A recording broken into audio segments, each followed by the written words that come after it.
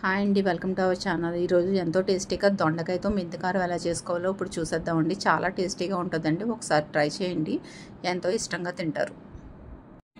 ముందుగా మెంతికారం ప్రిపేర్ చేసుకోవచ్చండి. దానికోసం 1 స్పూన్ ధనియాలు, 1/2 స్పూన్ జీలకర్ర, 1 స్పూన్ శనగపప్పు, 1 స్పూన్ మినపప్పు, కొన్ని మెంతులు, 4 ఎండుమిర్చి, వీటన్నిటిని కలిపి ప్యాన్ హీట్ చేసుకొని లో ఫ్లేమ్లోని దోరగా ఫ్రై చేసుకోవాలి.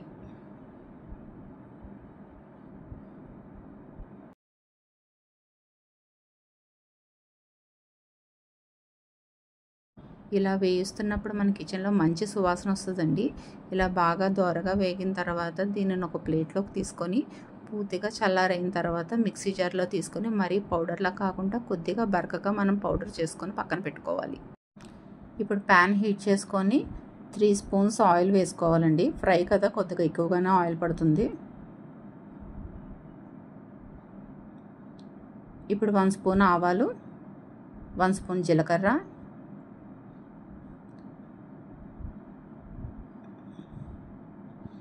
3 పచ్చిమిర్చిని చిలుకలుగా కట్ చేసుకొని వేసుకొని ఫ్రై చేసుకోవాలి.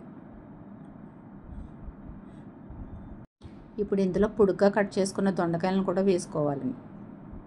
ఇప్పుడు కొంచెం సాల్టు, 1/2 టీ స్పూన్ పసుపు వేసుకొని బాగా కలుపుకొని 10 నిమిషాల పాటు మూత పెట్టుకొని మగ్గించుకోవాలి.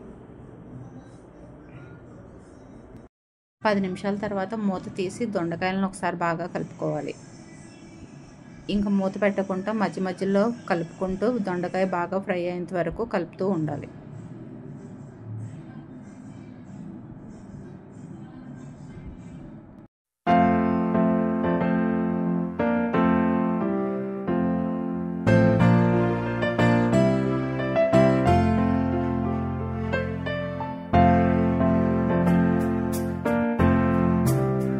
ఇలా పూర్తిగా ఫ్రై అయిన తర్వాత మనం మిక్స్ చేసి పెట్టుకున్న మెంతికారాన్ని కూడా వేసుకొని మొత్తం బాగా పట్టేంత వరకు బాగా కలుపుకోవాలి.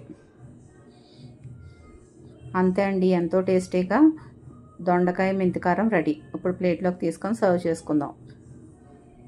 చాలా టేస్టీగా ఉంటుందండి. ఒకసారి ట్రై చేయండి. Thank you for watching.